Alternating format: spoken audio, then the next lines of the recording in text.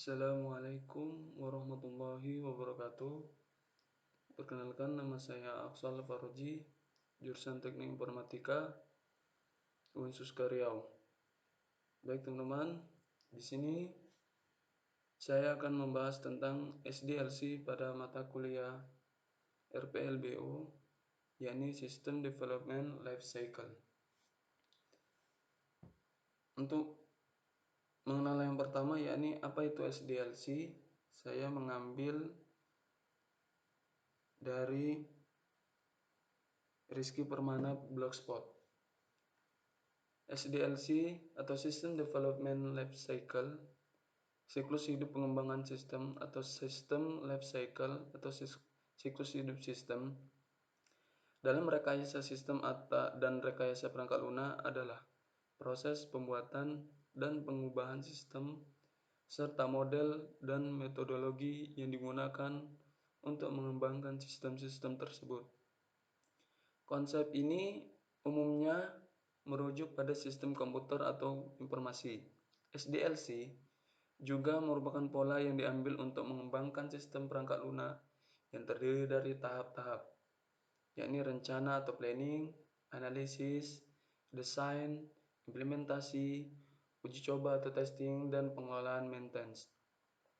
Dalam rekayasa perangkat lunak Anshat A, konsep SDLC mendasari berbagai jenis metodologi pengembangan perangkat lunak.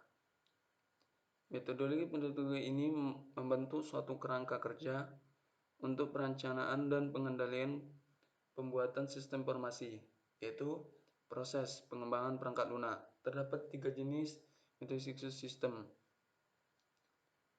yang paling banyak digunakan, yakni siklus hidup sistem tradisional atau traditional system life cycle.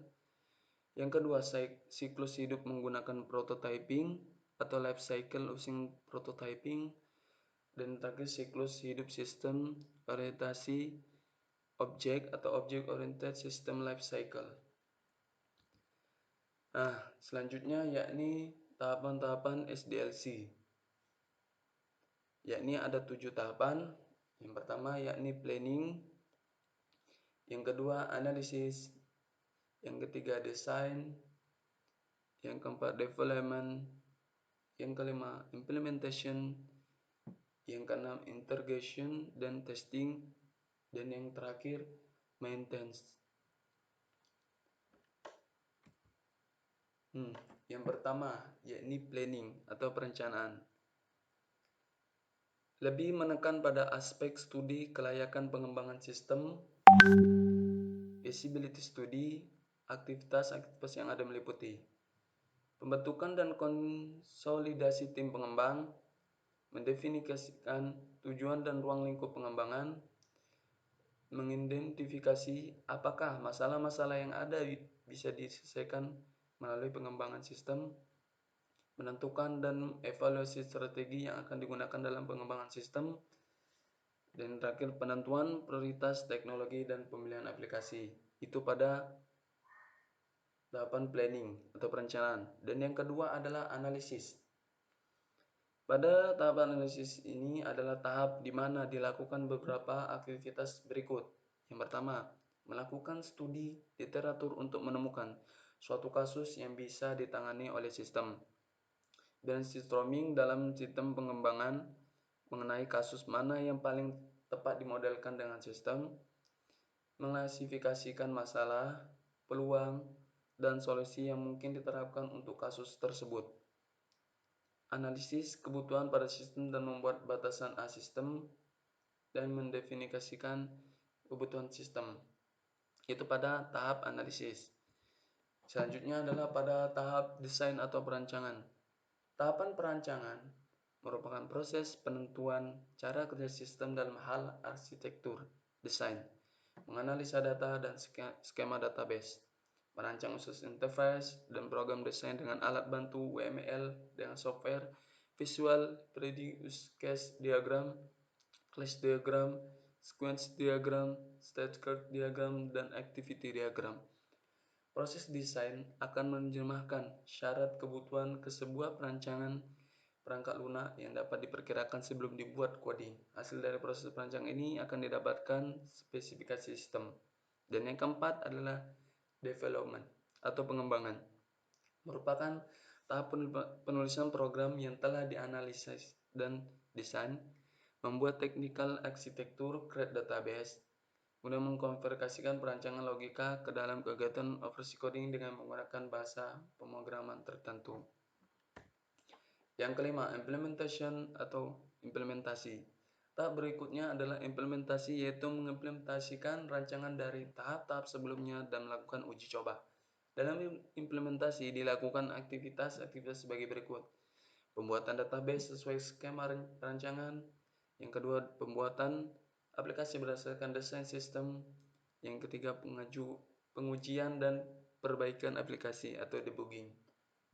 Yang keenam, integration dan testing pengujian.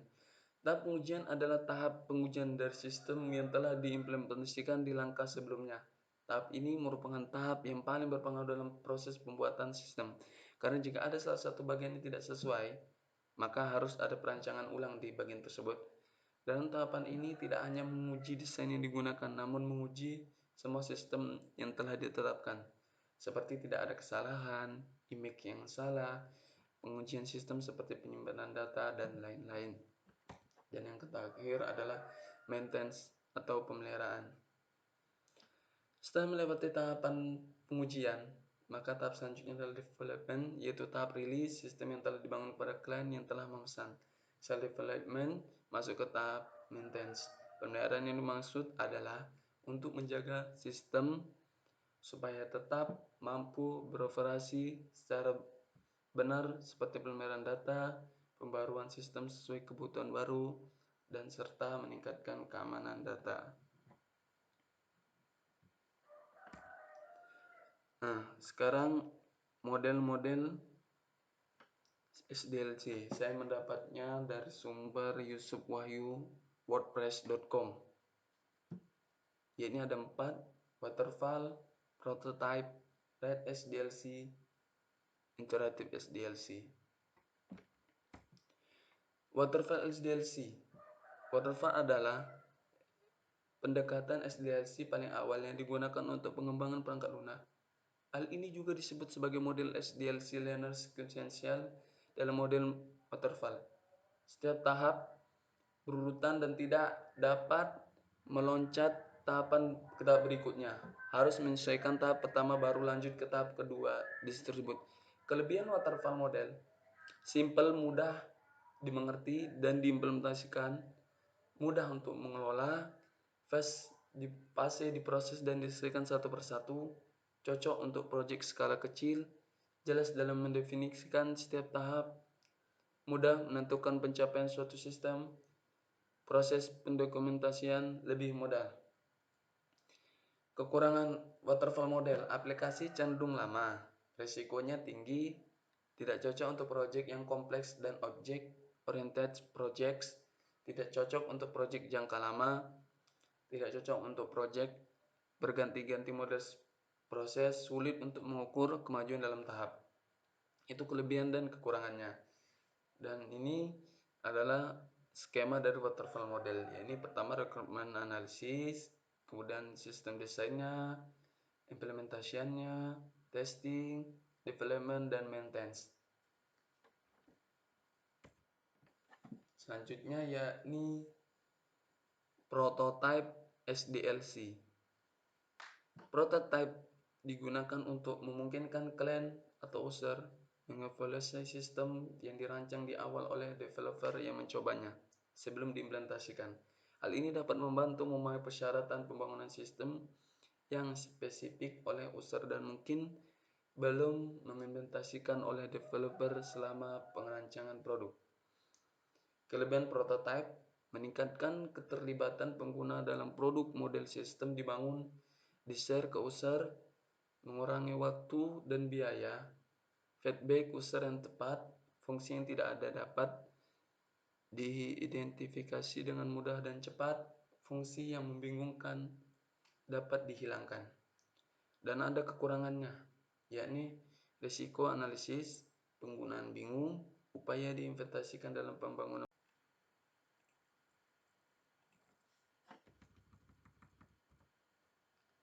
Oke, kita lanjutkan, yakni pada kekurangan prototipe. Risiko analisis, penggunaan bingung, upaya diinvestasikan dalam membangun prototipe terlalu banyak jika tidak dipantau tepat. Pengembangan dapat mencoba untuk menggunakan kembali prototipe yang ada untuk membangun sistem yang sebenarnya. Yakni ini dah skema dari prototipe model. Lanjut, RAD SDLC. RAD adalah Rapid Application Development, adalah metodologi pengembangan perangkat lunak atau SDLC yang menggunakan penggabungan antara prototipe model dengan interaktif model.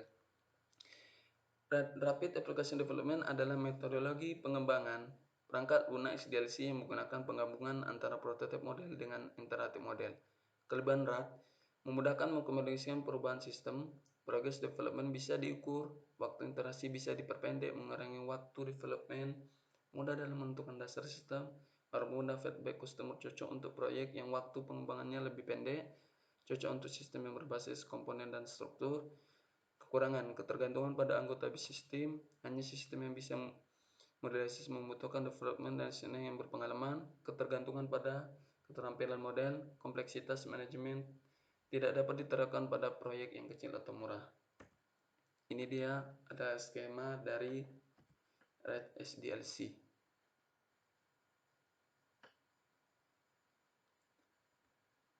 Selanjutnya adalah Interactive SDLC. Development adalah kombinasi dari kedua desain interaktif dan instrumen untuk sebuah development secara development lebih dari suatu interaksi dari sebuah software development life cycle. Kelebihan dari interaktif model SDLC, beberapa fungsi dapat dikembangkan dan cepat, hasil yang diperoleh secara berkala, kemajuan sebuah sistem dapat diukur, development software mudah direncanakan, analisis risiko yang lebih baik, mendukung perubahan rekrutmen, waktu personel yang lebih singkat atau cocok untuk proyek besar.